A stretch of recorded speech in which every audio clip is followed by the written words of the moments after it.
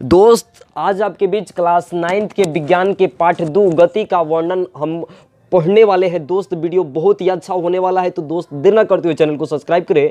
और हाँ, अगर आपको अच्छा लगे तो लाइक कमेंट और सब्सक्राइब शेयर जरूर करें। दोस्त संकेत में कुछ हम आपको बता दें ताकि जानना जरूरी है पाठ को शुरू करने से पहले। तो दोस्त यहाँ पे दिया गया है दूरी, और दूरी को हम एस या डी से संकेत यानी सूचित करते हैं। विस्थापन जो पढ़ेंगे, विस्थापन को एस डी या एक्स के माध्यम से हम सूचित करते हैं। समय को हम टी के माध्यम से, टी मतलब टाइम, मतलब अब प्रारंभिक वेग, अब वेग जो होता है 4 प्रकार के होता है। अब वेग के बारे में जो पढ़ाएंगे तो हम आपको विस्तार रूप से पढ़ाएंगे, लेकिन जो शुरू होगा वो वेग या जो शुरू होगा चाल, उसको हम यू, छोटा यू के माध्यम से सूचित करते हैं। दोस्त अंतिम जो वेग होगा उसको अंतिम वेग, इसको भी, छोटा भी, या अंतिम जो चाल होगा उसको हम किसके माध्यम से सूचित करते हैं?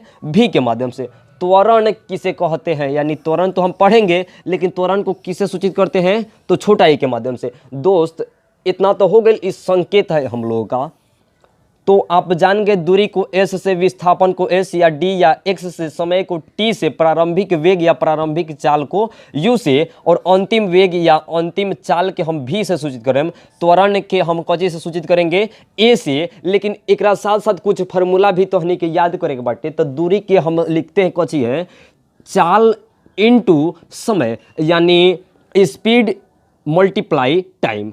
विस्थापन को वेग गुना समय से हम सूचित करते हैं, यानी विस्थापन का कोई पूछे फॉर्मूला आप बताइए तो सीधे सीधे आप ही एक लफ्ज बोलिएगा, वेग इनटू समय। त्वरण को एक्सेलरेशन बोलते हैं। अंतिम वेग या अंतिम चाल में से प्रारंभिक वेग या प्रारंभिक चाल के हम माइनस कर दें, घटा दें, और नीचे समय से भाग दें, तो हमार हो जाए त्वरण। अब दोस्त आपको इस चैप्टर के अंतर्गत, ये चैप्टर के जो अंतर्गत पढ़ना है, ई गति के वर्णन के अंतर्गत 3 गो फार्मूला पढ़ना है। तो तीनों फार्मूला आखिर क्या है? तो गति के नियम यानी गति के समीकरण के नाम से हम जानते हैं, यही तीनों फार्मूला है। पहला क्या है?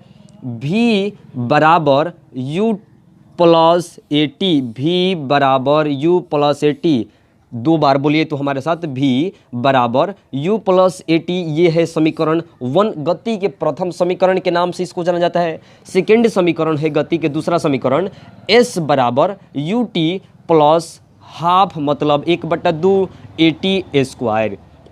दोस्त तीसरा जो है v स्क्वायर बराबर u स्क्वायर प्लस 2as। ये है हमारा तीनों समीकरण के अंतर्गत आपको पहला टॉपिक पढ़ना है गति, और गति को इंग्लिश में लिखते हैं मोशन, MOTION, मोशन। तो दोस्त आपको जानना है कि मोशन आखिर है क्या? तो यहाँ पे लिखा गया है, जब वस्तु समय के साथ स्थान बदलता है तो उसे गति कहते हैं। दोस्त अब उदाहरण देके हम आपको बता दिए कि अगर मान लीजिए राम नाम का कोई बच्चा है, और ये बच्चा सुबह 5 बजे बेड पे पड़ा रहता है, बिछावन पे पड़ा रहता है, सोए रहता है, सुबह 6 बजते ही फ्रेश होता है, और 7 बजे ये विद्यालय के लिए निकल जाता है। दोस्त 12 बजे तक वहाँ पे रहता है। तो दोस्त देखिए, घर से कहाँ आया? समय बदला, स्थान बदल गया, समय बदला, स्थान बदला, फिर 12 बजे अपने एक जगह पे आ गया। तो दोस्त जैसे एक बच्चा दौड़ता हुआ है, अब जैसे भाग मिल्खा भाग फिल्म देखे होंगेगा, तो मैं हमेशा भागते रहता है, कहता है जिंदगी है तो भागो। तो दोस्त दौड़ता हुआ बालक, यानी जौन बच्चा दौड़ रहा है, समय बदल रहा है तो स्थान भी बदल रहा है। तो जब समय बदलेगा और स्थान बदलेगा तो हम एक बोलेंगे गति, इंग्लिश में कौन बोलेंगे? मोशन। और विराम, जैसे कितना आदमी कहला हम जाता नहीं आराम करे, तो आराम के ही बोल जाला हिंदी में विराम। विराम के इंग्लिश में बोलते हैं रेस्ट, REST। याद रखिएगा लो, वर्ड मीनिंग आप लोगों को बहुत कमजोर है। अब परिभाषा क्या देंगे? तो जब वस्तु समय के साथ स्थान नहीं बदलता है तो उसको हम क्या बोलते हैं? रेस्ट बोलते हैं, रेस्ट। 5 बजे हम पड़ल बनी बिछाना पर, 6 बजे पड़ल बनी बिछाना पर, 7 बजे पड़ल बनी बिछाना पर, तो हम क्या कर रहे हैं? रेस्ट कर रहे हैं। जैसे ये बोर्ड को हम 2 दिन तक ले में बांध के रख दे तो ये अपना स्थान बदलने वाला नहीं है, तो इका है ब्रो, रेस्ट में है। अगर 5 बजे हिमा है, 6 बजे भाग के चल जाता दूसरे किसी के यहाँ, तो कोची में रहता?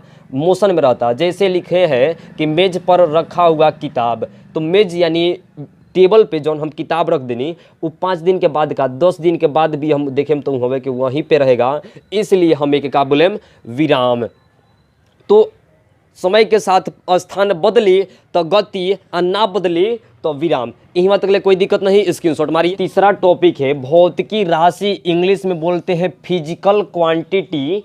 तो जो राशि को हम मापते हैं, जो राशि को हम मापते हैं उसे ही बोलते हैं हम फिजिकल क्वांटिटी। तो जैसे में हम आपको दिखा दें कि लंबाई, क्षेत्रफल, दूरी, विस्थापन etc, तो जिसको मापते हैं उसे भौतिकी राशि कहते हैं। तो जैसे में लंबाई, क्षेत्रफल, दूरी, विस्थापन इत्यादि। तो दोस्त ये फिजिकल क्वांटिटी को हम बांटते हैं दो भागों में। There are two kinds of physical quantity, एक है स्केलर और दूसरा है वेक्टर।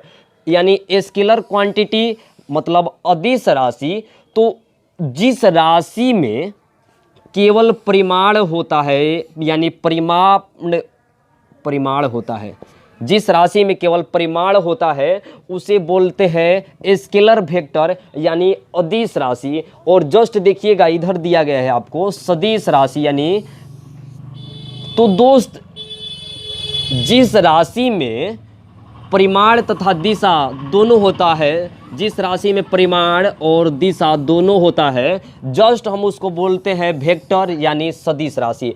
थोड़ा सा अंतर है मेरे दोस्त सदिश राशि में और अदिश राशि में। अदिश और सदिश में मात्र थोड़ा सा, इसमें केवल परिमाण होता है और हमें परिमाण के साथ साथ कुछ होता है दिशा। बस इतने याद रखिए कि अदिश में केवल परिमाण और सदिश में परिमाण के साथ साथ कुछ होता है दिशा। चलिए हम उदाहरण के जरिए इस दोनों में अंतर थोड़ा जान जाएं।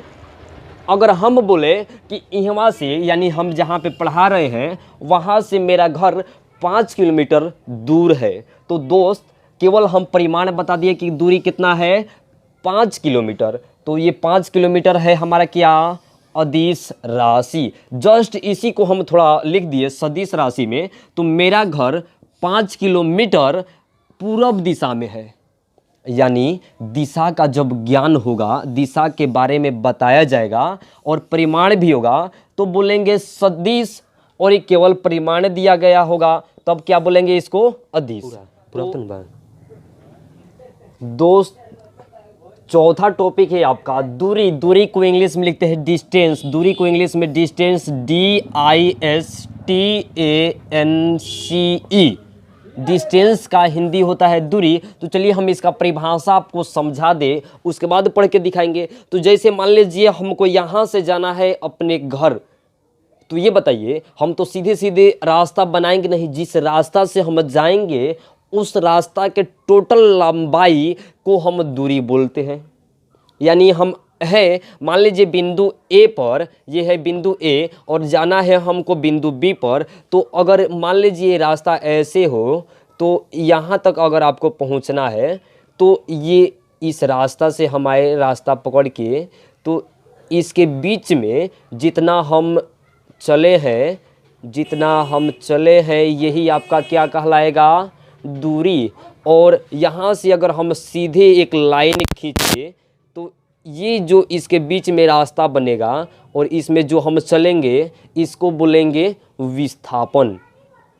तो ये डायग्राम के माध्यम से तो समझ गए, लेकिन चलिए हम परिभाषा बताते हैं।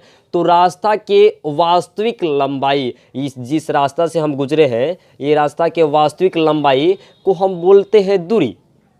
और विस्थापन को इंग्लिश में बोलते हैं डिस्प्लेसमेंट DISPLACEMENT। इसका परिभाषा कैसे देंगे?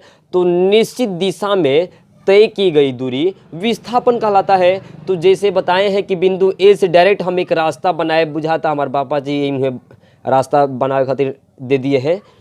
तो यहाँ से यहाँ तक के बीच में जो, यानी बिंदु ए से बिंदु बी खातिर बीच में एगो स्ट्रेट लाइन खींचे, सीधी रेखा। तो यह सीधी रेखा के लंबाई हमारा कौन कहलाता है? विस्थापन कहलाता है। तो दोस्त हम आपको ये भी बता दें कि दूरी हो या विस्थापन, इसको हम एस के माध्यम से सूचित करते हैं और विस्थापन को तो कभी कभी हम डी के भी माध्यम से सूचित करते हैं। क्यों? क्योंकि इसका जो शुरू का अक्षर है डी है। लेकिन हाँ, दूरी को हम डिस्टेंस से सूचित नहीं करते हैं, केवल एस से सूचित करते हैं। दोस्त इसका और इसका यानी दूरी और विस्थापन के एसआई मात्रक सिस्टम ऑफ इंटरनेशनल यानी इंटरनेशनल मतलब अंतर्राष्ट्रीय पद्धति जौन पूरा वर्ल्ड मानताटे ओके दूरी और विस्थापन कची में मापल जाला तो एसआई मात्रक के जरिए मीटर में मापते हैं और मीटर को संकेत में कची लिख दिए हैं हम आपको मीटर यानी एम। अब सीजीएस मात्रक है तो सीजीएस मात्रक में हम लिखते हैं सेंटीमीटर और सेंटीमीटर को संकेत में कौन लिखे है सीएम। अब दोस्त ये दूरी जो है आप पढ़े हैं भौतिकी राशि तो दूरी जो है हमारा कौची है सदिश राशि है और विस्थापन जो है ये कौची आपका सॉरी दूरी जो है ये अदिश राशि है और विस्थापन कौची आपका सदिश राशि है।